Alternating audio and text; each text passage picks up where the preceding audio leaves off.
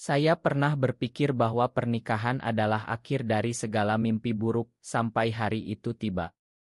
Hari ketika saya menemukan suami saya, yang telah saya nikahi selama 2 tahun, berselingkuh dengan sahabat terdekat saya sendiri. Itu bukan hanya pengkhianatan, tapi pukulan yang menghancurkan hati saya, membuat saya bertanya-tanya apakah cinta sejati benar-benar ada di dunia ini yang penuh topeng. Nama saya Arjuna, seorang pria biasa dari Jakarta yang bekerja sebagai guru di sebuah sekolah menengah. Saya bertemu dengan Rama di sebuah estial seni di Yogyakarta 5 tahun lalu. Saat itu, dia adalah seorang seniman lukis yang penuh semangat, dengan mata yang selalu menyimpan misteri. Kami jatuh cinta diam-diam, di tengah masyarakat Indonesia yang masih sulit menerima hubungan seperti kami. Pernikahan kami adalah upacara sederhana di sebuah ila kecil di Bali, hanya dihadiri keluarga dekat yang mendukung. Tapi setelah itu, kami sepakat untuk menjaga jarak isik, karena Rama bilang dia butuh waktu untuk mengatasi trauma masa lalunya. Saya menghormati itu, meski hati saya selalu merindukan kedekatan yang lebih dalam. Setiap malam, saya berbaring sendirian di kamar kami, memandang langit-langit sambil membayangkan bagaimana rasanya memeluknya tanpa rasa takut. Kenapa harus begini, gumam saya dalam hati. Rama sering bepergian untuk pameran lukisannya, dan saya selalu percaya padanya. Sampai suatu hari, saya menemukan pesan di ponselnya yang terlupa di meja. Pesan dari Andi, sahabat kami, malam itu indah, Rama. Kapan lagi? Hati saya seperti ditusuk pisau. Andi, orang yang saya anggap seperti saudara, yang selalu ada di saat-saat sulit kami. Saya tidak langsung menghadapinya. Malah, saya memilih diam, membiarkan rasa sakit itu menggerogoti jiwa saya. Setiap kali Rama pulang, saya tersenyum palsu, berpura-pura semuanya baik-baik saja. Tapi di dalam, badai sedang berkecamuk. Apakah saya tidak cukup baginya, tanya saya pada diri sendiri. Saya ingat saat kami pertama kali bertemu, Rama bilang, Arjuna, kamu adalah cahaya dalam kegelapan saya. Sekarang cahaya itu terasa redup, digantikan oleh bayang-bayang pengkhianatan. Malam itu hujan deras mengguyur Jakarta. Rama pulang lebih awal dari biasanya, membawa bunga mawar merah yang basah kuyup. Ini untukmu, sayang, katanya sambil mencium pipi saya. Saya menahan air mata, tapi akhirnya pecah juga. Kenapa, Rama? Kenapa dengan Andi, tanya saya dengan suara gemetar. Wajahnya memucat, matanya melebar karena terkejut. Dia jatuh ke lutut, memegang tangan saya. Makan aku, Arjuna. Itu kesalahan, hanya sekali. Aku takut kehilanganmu, tapi trauma masa kecilku membuatku ragu untuk dekat denganmu. Penjelasannya seperti angin kencang yang menerpa hati saya. Rama menceritakan tentang ayahnya yang kasar, yang membuatnya takut akan kedekatan isik. Andi hanyalah pelarian sesaat, katanya. Tapi bagi saya, itu adalah pengkhianatan yang dalam. Kami bertengkar hebat malam itu, suara kami bergema di apartemen kecil kami. Kamu bilang cinta, tapi kamu bohongi aku, teriak saya. Rama menangis, aku mencintaimu, Arjuna. Biarkan aku buktikan. Setelah itu, kami memutuskan untuk mencoba lagi. Saya memakannya, meski luka itu masih menganga. Kami pergi ke Bandung untuk liburan, mencoba membangun kembali kepercayaan. Di sana, di tengah pegunungan yang hijau, kami berjalan bergandengan tangan. Ingat janji kita, tanya Rama. Saya mengangguk, tapi hati saya masih ragu. Setiap malam, saya berdoa agar cinta kami kuat menghadapi badai ini. Hari-hari berlalu, dan Rama berusaha keras. Dia meninggalkan pekerjaannya yang sering bepergian, memilih tinggal di rumah bersama saya. Kami mulai berbagi cerita lebih dalam, tentang mimpi dan ketakutan kami. Aku takut menyakitimu, katanya suatu malam. Saya memeluknya, kita bisa lewati ini bersama. Tapi di dalam, saya masih mempertanyakan segalanya. Apakah pengampunan saya tulus, atau hanya topeng untuk menyembunyikan rasa sakit? Suatu hari, Andi datang ke rumah kami. Aku minta maaf, Arjuna, katanya dengan mata basah. Saya marah, tapi Rama memohon agar saya mendengarnya. Ternyata Andi juga punya ceritanya sendiri, tentang perjuangan sebagai pria gay di masyarakat yang konservatif. Itu kesalahan kami berdua, kata Rama. Saya duduk diam, mendengarkan dan perlahan rasa marah itu mulai luntur. Bukan karena saya lupa, tapi karena saya mulai mengerti bahwa manusia penuh kelemahan. Kami bertiga berbicara panjang malam itu. Andi pergi dengan janji tak akan mengganggu lagi. Setelah itu, Rama dan saya lebih dekat. Kami mulai merencanakan masa depan, mungkin mengadopsi anak atau pindah ke tempat yang lebih ramah. Tapi luka itu masih ada, mengingatkan saya untuk selalu waspada. Cinta bukanlah dongeng, pikir saya. Ini perjuangan setiap hari. Di sekolah, siswa-siswa saya sering bertanya tentang kehidupan. Saya tersenyum, cinta sejati butuh pengorbanan. Mereka tidak tahu cerita di balik senyum itu. Rama mulai melukis lagi, kali ini tentang kami berdua. Lukisannya penuh warna, mencerminkan harapan baru. Saya melihatnya bekerja, dan hati saya meleleh. Mungkin ini kesempatan kedua, batin saya. Tapi keraguan masih menghantui. Setiap kali Rama menerima telepon, saya curiga. Apakah dia bohong lagi, tanya saya pada cermin. Saya mulai membaca buku tentang psikologi hubungan, mencoba memahami trauma Rama. Kita harus ke terapis, saran saya. Dia setuju dan kami mulai sesi bersama. Di sana, rahasia-rahasia terungkap, membuat kami lebih kuat. Liburan ke Bali menjadi titik balik. Di pantai yang indah, kami duduk memandang matahari terbenam. Arjuna, aku siap sekarang, kata Rama dengan suara lembut.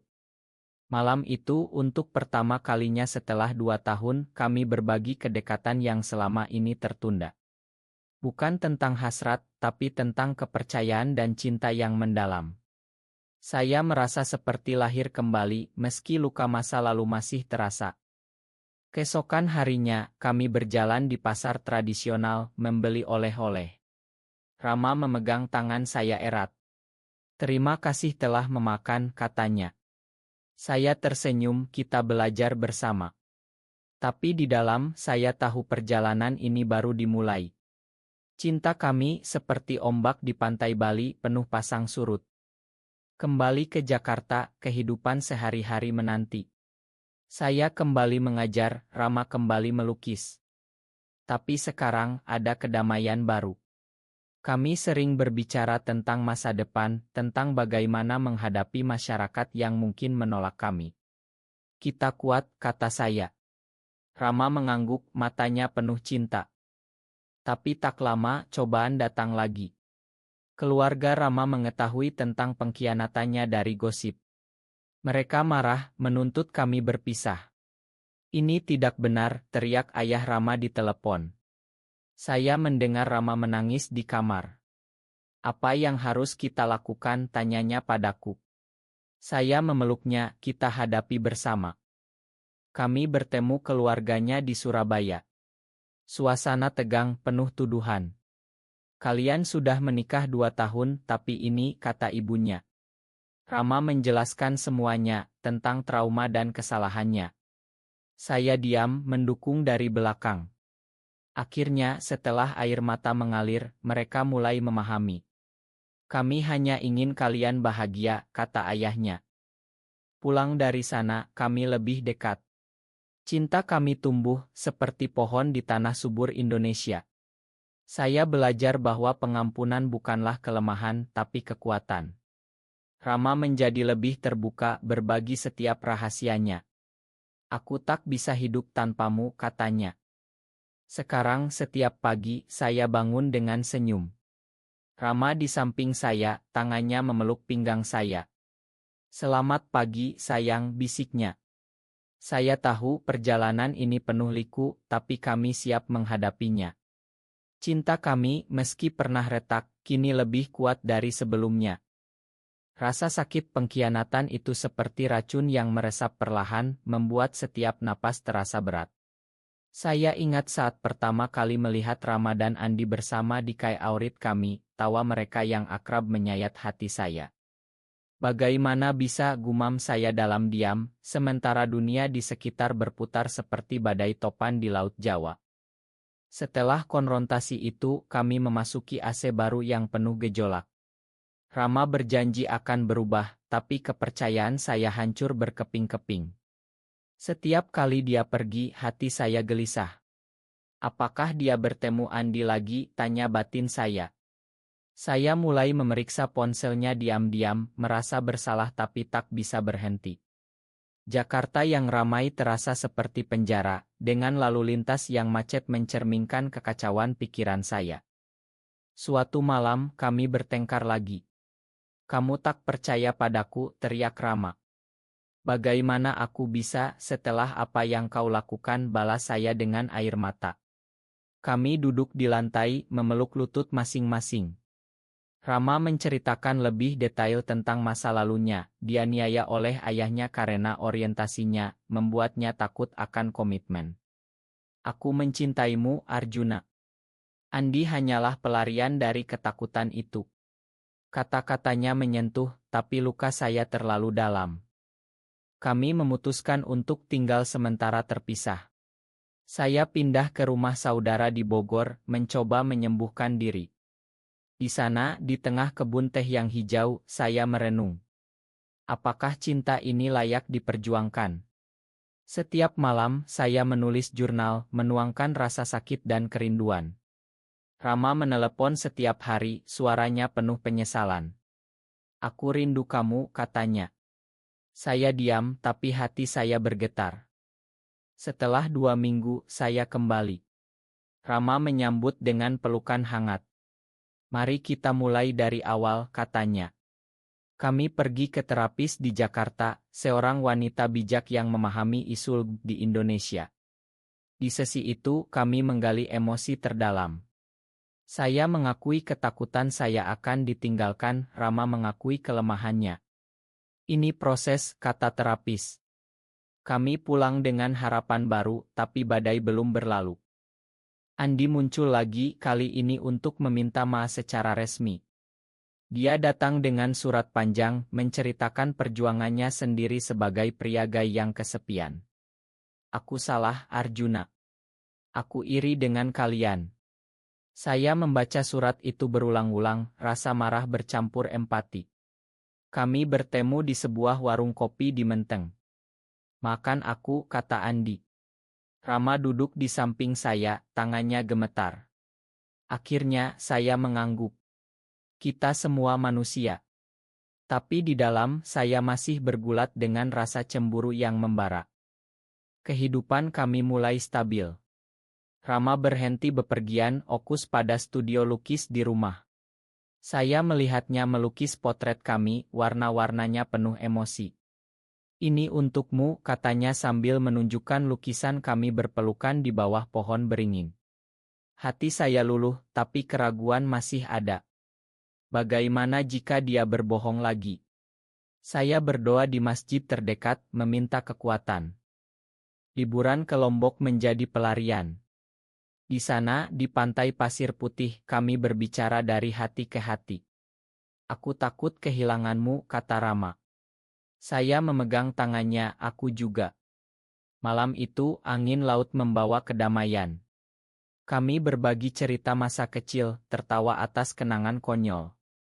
Tapi saat matahari terbenam, saya merasa ada sesuatu yang hilang. Kita butuh waktu, pikir saya. Kembali ke rutinitas, cobaan baru datang. Teman sekolah saya mengetahui tentang kami dan mulai bergosip. Arjuna, apa benar? Tanya seorang kolega. Saya diam, tapi hati saya hancur.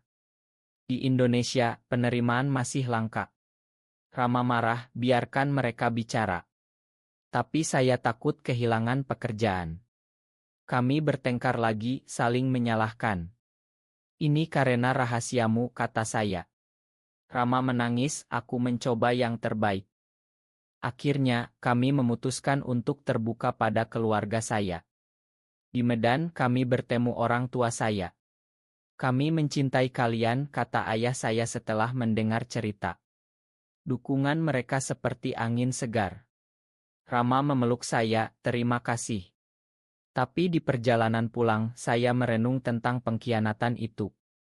Apakah aku benar-benar memakan? Hari-hari berikutnya penuh emosi. Rama sakit dan saya merawatnya dengan penuh kasih. Melihatnya lemah, hati saya meleleh. Aku tak bisa hidup tanpamu, bisik saya. Dia tersenyum lemah, kita selamanya. Saat itu, saya sadar cinta kami lebih kuat dari luka. Tapi gejolak inner conflict semakin dalam. Setiap malam, saya bermimpi tentang Andi dan Rama, bangun dengan keringat dingin.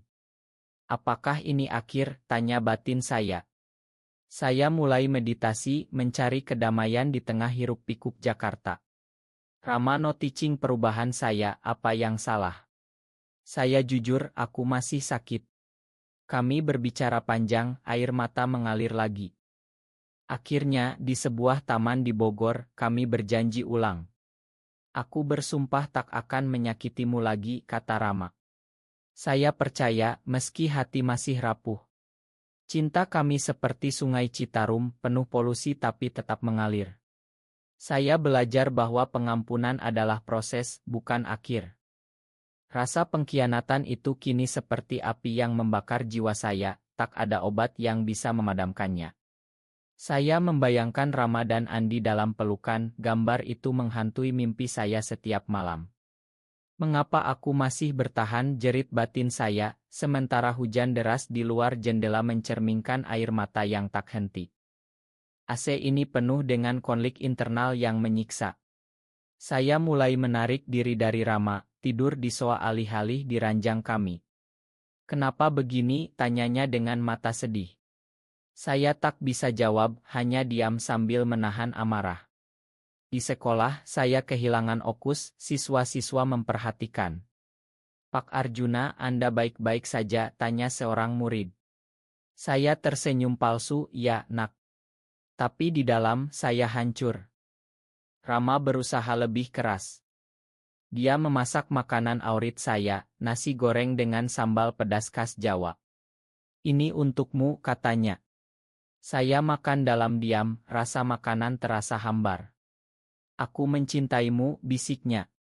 Saya mengangguk, tapi hati saya berteriak, bohong. Keraguan itu seperti ular yang melilit, semakin kencang. Suatu hari, saya bertemu Andi secara kebetulan di pasar. Arjuna, sapanya dengan suara gemetar. Saya ingin memukulnya, tapi malah berbalik. Di rumah, saya ceritakan pada Rama. Kenapa kamu tak bilang? Tanyanya. Kami bertengkar hebat, barang-barang beterbangan. Kamu masih peduli padanya, tuduh saya. Rama menangis, tidak. Itu masa lalu. Malam itu, saya pergi menginap di hotel murah di pinggir kota. Di sana, sendirian, saya menangis sejadi-jadinya. Apakah pernikahan ini kesalahan? Tanya saya pada Tuhan. Saya ingat hari pernikahan kami di Bali, janji suci di bawah matahari tropis. Sekarang semuanya terasa palsu. Rama menelepon berulang kali, pesan-pesannya penuh penyesalan.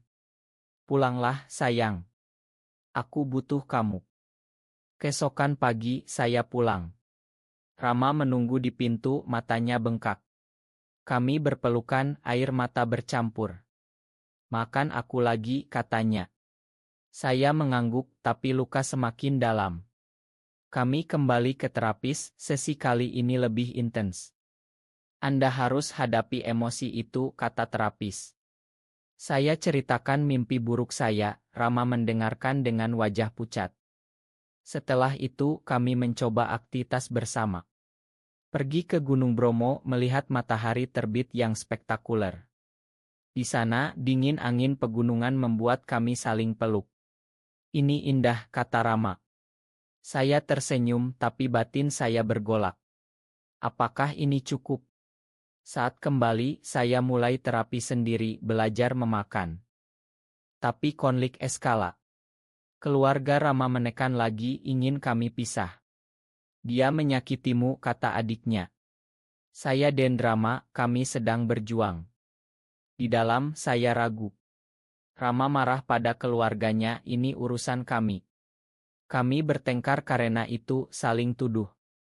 Suatu malam, Rama sakit parah, demam tinggi. Saya panik, membawanya ke rumah sakit. Di sana, dokter bilang stres penyebabnya. Saya duduk di samping ranjangnya, memegang tangannya. Jangan tinggalkan aku, bisik saya.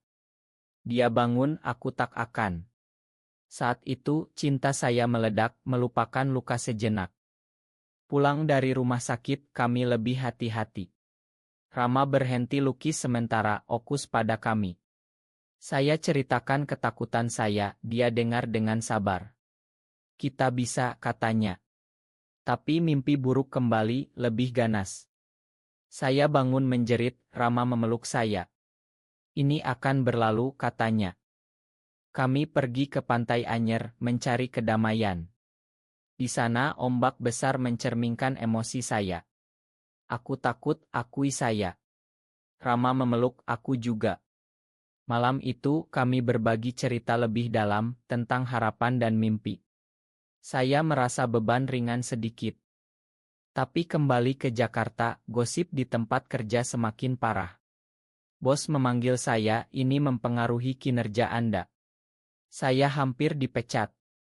Rama marah, ini karena masyarakat. Kami saling hibur, tapi tekanan semakin berat. Apakah kita harus pindah, tanya saya. Rama setuju, ke Bali, mulai baru. Perencanaan itu memberi harapan. Kami cari rumah di Ubud, bayangkan hidup tenang. Tapi di dalam, saya masih bergulat dengan pengkhianatan. Apakah aku bisa lupa? Setiap hari, saya meditasi, mencoba makan. Akhirnya, di sebuah acara komunitas di Jakarta, kami bertemu orang-orang serupa. Cerita mereka menginspirasi. Kalian kuat, kata seorang. Rama memegang tangan saya erat. Saat itu, saya merasa tidak sendirian. Cinta kami mulai bersemi lagi, meski luka masih berdarah. Api pengkhianatan kini membakar habis segala harapan saya, meninggalkan abu yang pahit di lidah. Setiap hembusan angin di Jakarta terasa seperti bisikan Andi di telinga Rama, membuat saya ingin berteriak hingga suara hilang. Ini tak adil, jerit jiwa saya, sementara dunia terus berputar tanpa peduli. Konflik internal mencapai puncaknya. Saya mulai paranoid, memeriksa setiap pesan Rama. Siapa ini? Tanya saya tajam. Dia marah, kamu tak percaya. Kami bertengkar setiap hari, rumah terasa seperti medan perang. Di malam-malam gelap, saya duduk sendirian di balkon, merokok sambil menangis. Mengapa Tuhan beri cobaan ini? Rama mencoba membawa saya ke psikolog khusus trauma. Di sana saya pecah, ceritakan segala rasa sakit. Aku merasa dikhianati, kata saya. Terapis bilang pengampunan butuh waktu. Rama duduk di samping, air matanya jatuh. Aku penyebabnya, katanya. Sesi itu menyiksa, tapi perlu. Setelah itu, kami coba liburan ke Raja Ampat, keindahan alam Papua yang menakjubkan. Di sana, air biru dan karang warna-warni seharusnya menyembuhkan. Tapi saat snorkeling, saya teringat Rama dan Andi. Apakah dia bahagia dengannya? Saya hampir tenggelam dalam pikiran. Rama tarik saya naik, apa yang salah? Saya ceritakan kami bertengkar di pantai. Pulang situasi memburuk. Andi hubungi Rama lagi, katanya untuk bisnis. Saya marah besar, putuskan hubungan. Rama setuju, tapi saya tak percaya. Saya pergi ke rumah saudara lagi, kali ini lebih lama. Di Bogor, saya bertemu teman lama yang gay juga. Lepaskan jika sakit, sarannya. Saya ragu, tapi aku cinta dia. Rama datang menjemput, berlutut di depan saya. Tanpamu, aku hancur. Air matanya membuat saya luluh. Kami pulang bersama, tapi tegang. Di jalan kami berbicara panjang. Aku trauma karena ayahku memukulku saat tahu aku gay, cerita Rama. Saya dengar, empati muncul. Aku mengerti, tapi sakitku nyata. Kami coba ritual baru, menulis surat satu sama lain setiap minggu. Surat saya penuh luka, suratnya penuh penyesalan. Ini membantu, kata Rama. Tapi mimpi buruk semakin sering, saya bangun berteriak. Rama peluk saya, aku di sini. Cobaan keluarga datang lagi. Ibu Rama sakit, kami ke Surabaya. Di sana, keluarganya tuduh saya penyebab stres Rama. Kalian tak cocok, kata mereka. Saya marah, kami mencinta. Rama bela saya, tapi konflik makin dalam. Di rumah sakit, ibunya bilang, makan Rama, dia anak baik. Saya menangis, aku mencoba. Pulang, Rama lebih perhatian. Dia berhenti lukis, kerja dari rumah. Saya apresiasi, tapi paranoia tetap. Apakah ini akting? Suatu hari, saya temukan oto lama Andi di laci. Kenapa simpan, teriak saya. Rama jelaskan, lupa. Kami bertengkar lagi, hampir pisah. Di titik terendah, saya kontemplasi bunuh diri, berdiri di jembatan tinggi. Akhiri saja. Tapi pikir Rama, saya mundur. Pulang, ceritakan padanya. Dia syok, menangis. Jangan pernah lagi. Kami peluk, janji saling jaga. Perlahan, perubahan datang. Kami ikut grup dukungan di Jakarta. Cerita orang lain buat kami sadar tak sendirian. Kalian inspirasi, kata seorang. Rama mulai lukis lagi, tema pengampunan. Saya bantu, rasa dekat kembali. Tapi emosi masih bergolak. Setiap anniversary, saya ingat pengkhianatan. 2 tahun tapi luka abadi. Rama sadar, aku akan buktikan selamanya. Kami rencana renewal di Bali. Di sana, di bawah bintang, kami janji ulang. Aku mencintaimu, kata saya, air mata bahagia. Kembali, kehidupan lebih baik. Saya promosi di sekolah, Rama sukses pameran. Tapi di dalam, saya tahu perjuangan terus. Cinta kami seperti gunung Merapi, penuhlah tapi indah. Pengkhianatan itu kini seperti badai dahsyat yang menghancurkan segala, meninggalkan reruntuhan di hati yang tak bisa dibangun kembali. Setiap detik, gambar Rama dengan Andi menyiksa seperti cambuk, membuat saya ingin menghilang dari dunia ini. Ini neraka raung jiwa saya, sementara hujan monsun membanjiri jalanan Jakarta seperti air mata tak berujung. Konflik mencapai klimaks yang menyakitkan. Saya tak bisa tidur, makan pun susah. Kamu kurus, kata Rama prihatin. Saya balas dingin karena kamu. Kami jarang bicara, rumah sunyi seperti makam. Di malam saya duduk memandang oto pernikahan, menangis. Kenapa harus begini? Rama usaha maksimal bawa saya ke retreat spiritual di Borobudur. Di candi kuno itu kami meditasi. Tapi pikiran saya kacau. Apakah Buddha bisa sembuhkan luka ini? Saat doa saya pecah, ceritakan segala pada Rama. Dia peluk saya, makan aku, Tuhan makan aku. Air mata kami bercampur di tanah suci. Pulang, Andi muncul lagi, kali ini ancam cerita ke media. Aku tak mau kalian bahagia, katanya gila. Saya syok, Rama panik. Kami lapor polisi, tapi di Indonesia, isu gay rumit. Ini akhir, tanya saya. Rama pegang tangan, tidak, kita lawan. Konflik dengan Andi eskala.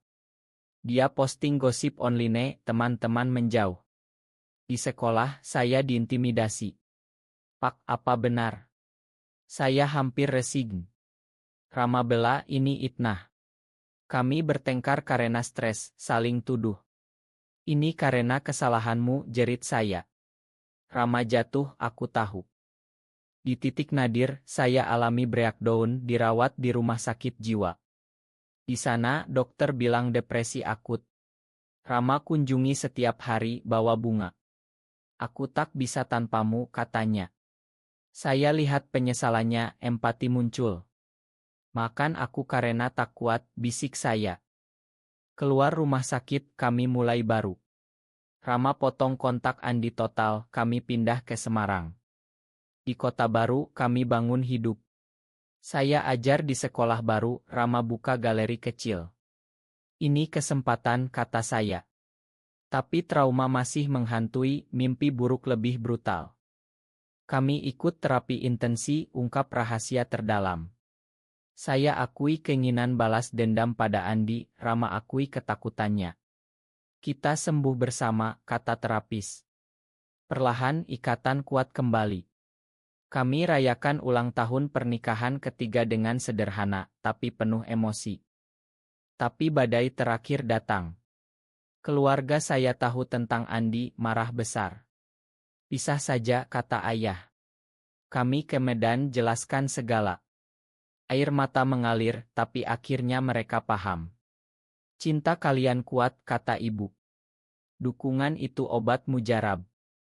Kembali, Rama sakit lagi, kali ini serius. Dokter bilang kanker tahap awal. Dunia saya runtuh. Jangan tinggalkan aku, menangis saya. Rama pegang tangan, aku lawan demi kamu. Saya rawat dia, lupakan luka lama. Cinta murni muncul, lebih dalam. Selama pengobatan, kami berbagi momen intim emosional. Terima kasih telah bertahan, kata Rama lemah. Saya menangis, kamu hidupku.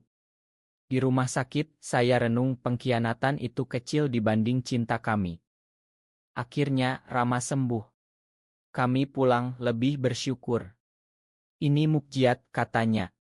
Saya peluk, cinta kita mukjizat. Emosi memuncak, kami janji tak pisah lagi. Badai pengkhianatan kini seperti tsunami yang menghapus segala, meninggalkan kehancuran total di relung jiwa terdalam. Setiap napas terasa seperti jeritan, gambar pengkhianatan itu membakar mata batin saya hingga buta. Ini akhir dari segalanya, lolong hati saya yang remuk, sementara angin malam Jakarta membawa bisikan keputusasaan yang tak tertahankan. Di puncak kehancuran, saya hampir menyerah. Pisah saja, kata saya pada Rama suatu malam. Matanya penuh keterkejutan, air mata mengalir. Jangan, Arjuna. Aku mati tanpamu. Kami duduk di lantai, saling peluk sambil menangis. Luka ini terlalu dalam, bisik saya. Rama ceritakan lagi traumanya, kali ini dengan detail yang menyayat. Ayahku hampir bunuh aku karena ini. Saya dengar, hati hancur lebih lagi. Kami putuskan pergi ke pulau terpencil di Kepulauan Seribu. Di sana, tanpa sinyal, kami hadapi diri sendiri. Ceritakan semuanya, kata saya. Rama ungkap rahasia, Andi memaksa dia karena tahu kelemahan. Aku lemah, katanya. Saya marah, tapi paham. Kita korban masyarakat, balas saya. Di pantai sepi, kami berteriak lepas emosi, ombak menelan jeritan kami. Pulang, kami lawan Andi bersama. Kami ajukan gugatan, buktikan itnah. Pengadilan rumit, tapi kami menang. Andi minta maaf publik, pergi jauh. Akhirnya, kata Rama. Tapi luka saya masih berdarah, mimpi buruk jadi hantu permanen. Dengan dukungan komunitas, kami jadi advokat LB. Saya bicara di seminar, ceritakan perjuangan. Cinta tak kenal gender, kata saya. Rama dukung, lukisannya jadi simbol. Tapi di malam, saya masih bergulat. Apakah aku layak bahagia? Kesehatan Rama memburuk lagi, kanker kambuh. Ini hukuman, katanya. Saya menangis, tidak. Kita lawan. Saya jual segala untuk obat. Di rumah sakit, momen-momen penuh air mata. Ingat pertama kita bertemu, tanya Rama. Saya ceritakan tertawa di tengah sedih. Selama itu, saya renung hidup. Pengkhianatan ajar saya tentang pengampunan. Aku maafkan kamu sepenuh hati, kata saya pada Rama. Matanya berbinar, terima kasih. Kami berbagi mimpi terakhir, adopsi anak, hidup damai di desa. Ajaib, Rama sembuh total. Dokter bilang mukjizat. Kami pulang, rayakan dengan pesta kecil. Keluarga datang, dukung penuh. Kalian pahlawan, kata ayah. Emosi meledak, air mata bahagia mengalir. Sekarang, 3 tahun kemudian, kami di Ubud, Bali. Rumah kecil dengan taman, Rama lukis, saya tulis buku tentang cerita kami. Setiap pagi kami peluk, bersyukur. Cinta kita abadi, bisik Rama. Saya tersenyum meski penuh luka, ini indah. Kami adopsi anak yatim beri cinta. Masyarakat terima perlahan. Ini akhir bahagia, pikir saya. Tapi tahu perjuangan terus. Cinta kami seperti Indonesia, penuh keragaman dan kekuatan. Di akhir, pengkhianatan jadi pelajaran, membuat kami lebih manusiawi.